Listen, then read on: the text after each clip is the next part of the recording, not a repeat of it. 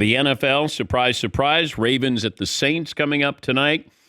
But it was Tom Brady being Tom Brady again. Buccaneers took down the Rams in a fourth-quarter drive led by Brady. And going into the season, I think we looked at this and said, that could be maybe an NFC title game preview. Teams have failed to live up to expectations. And now you start to look at these so-called Super Bowl contenders.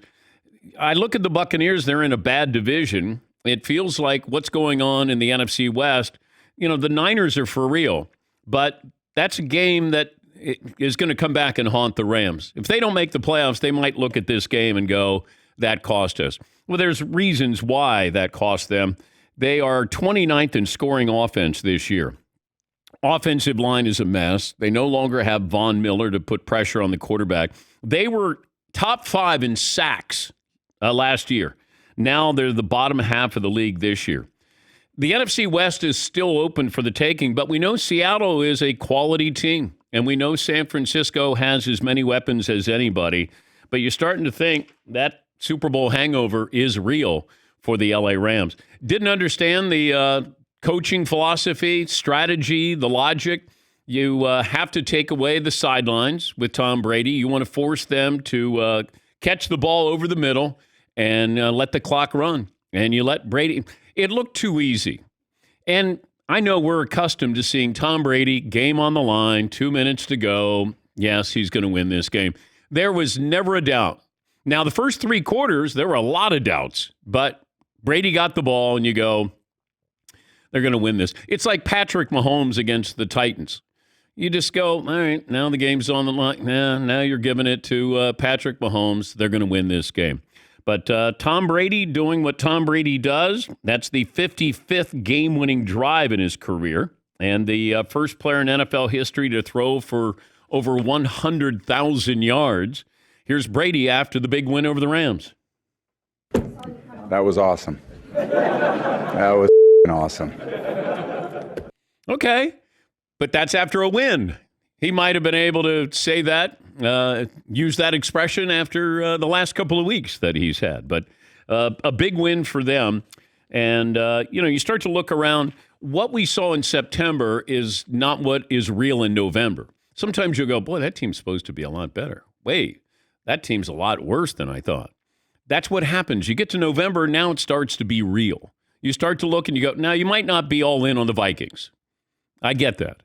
But some of the other teams, you go, okay, like Seattle feels like they're here for the long haul. The Giants feel like they're here for the long haul. The Jets. That was nutty, though. Yeah, but they still won. You have to win those games. You don't get style points. In college football, you get style points. In the NFL, it's just win. It's just, here's the math, do it, win, move on. College, we're like, you beat them in September on the road and they had a backup quarterback. No, we're going to ding you for that. But when it comes to the NFL, it feels like what you're seeing now is what is going to play out for the rest of the season. Yes. Biggest winner, Dan. We can stick with that. We could jump over to the NFL and throw a few of those dudes in there. Okay. Now, this person has the unique position of losing their game this weekend, but still being the biggest winner. Do you want to guess who that is? You can guess by that little fella's reaction. Paulie's dancing? Justin Fields. Come on down.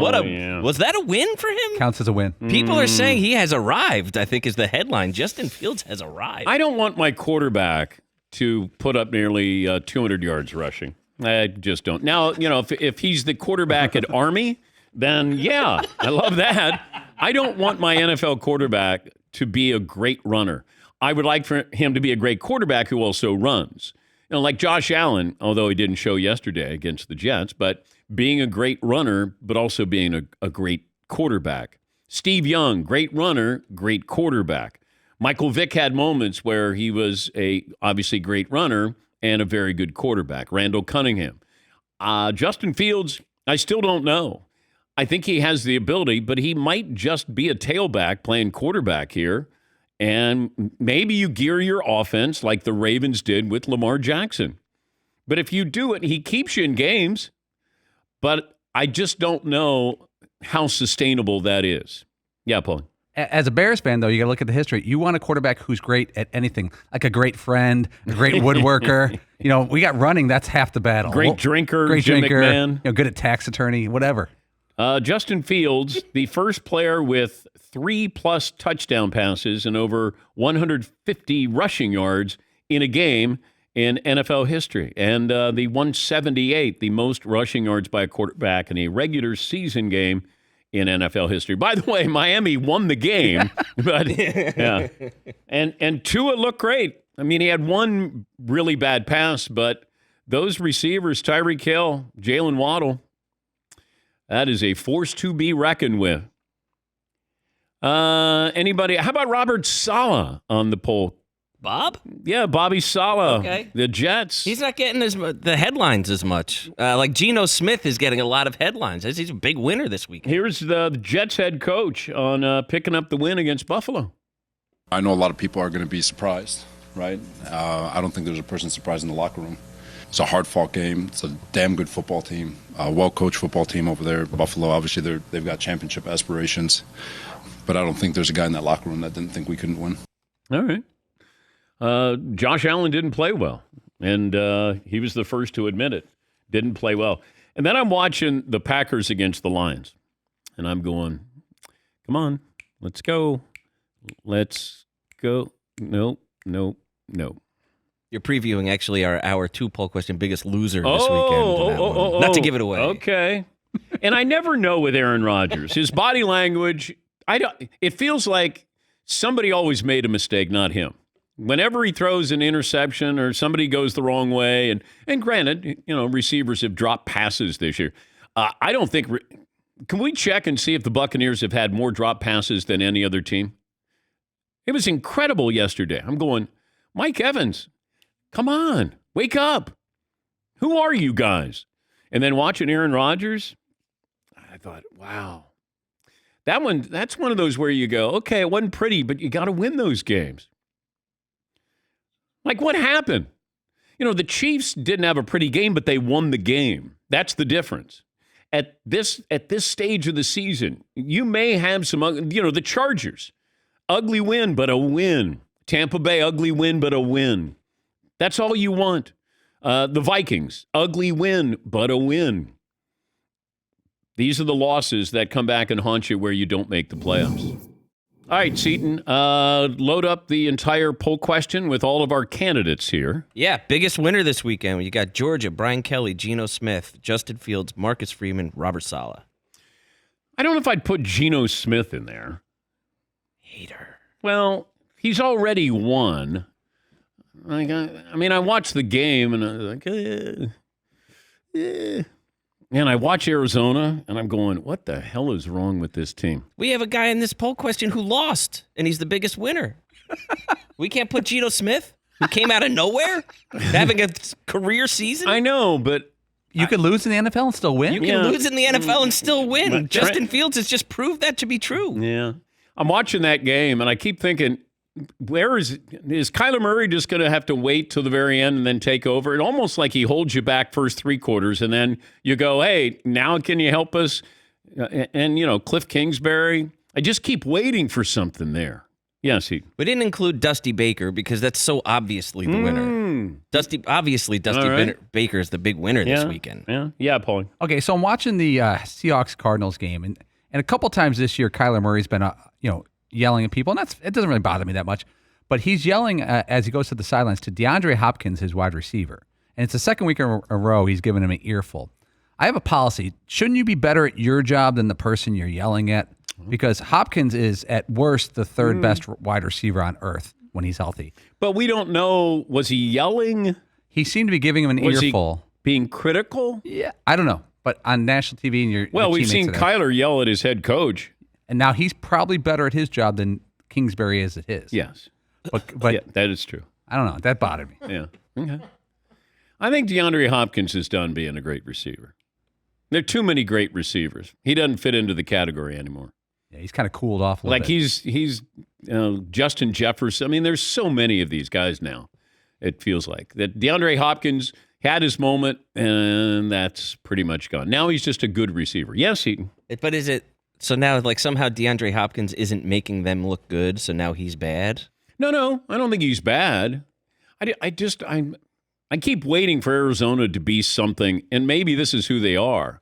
You know, they didn't have Hopkins for, 6 games. He got suspended. But I don't have confidence in that QB coach combo.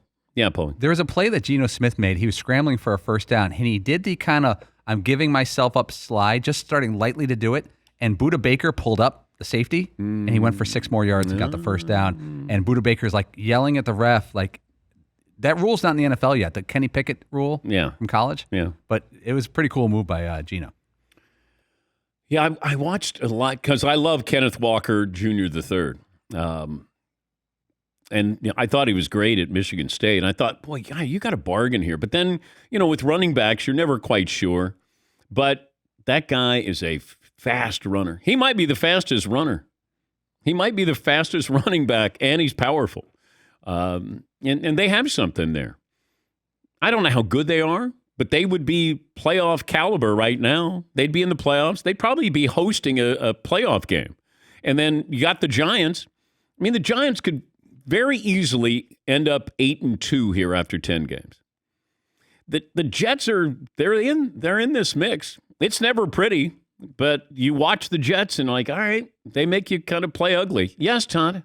They showed a graphic. Walker can run up to 22 miles an hour, Yeah. and even Penny, his teammate, was 21 and change. Yeah. The top 3 fastest running backs. The Vikings lead the NFC North by 4.5 games. That's the largest divisional lead through 9 weeks since 2011, when the Niners led by 5 games.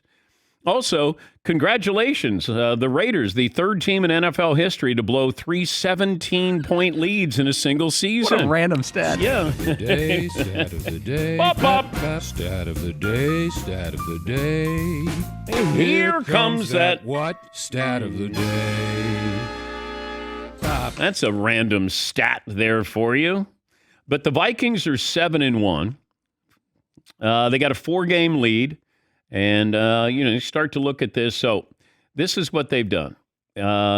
6 straight one-score wins. 4-3, 7, 8, 8, 3. They have at Buffalo. They got the Cowboys, Patriots, and Jets at home. What time are those games? Are those 1 o'clock games? Because that matters with Kirk D. Cousins. Mr. 1 o'clock. Yes, Mr. 1 o'clock. Doesn't quite have the same ring to it as other Mr. nicknames, though. It's not Mr. October. Yeah. Mr. Saturday night, Mr. 1 o'clock. Mr. 1 o'clock. 1 o'clock Eastern. Yeah. Mr. 1 o'clock Eastern time. And then Germany gets football this weekend. Muy bien. It's the Tampa Bay Buccaneers are going to Germany. Did you guys know that? Yeah.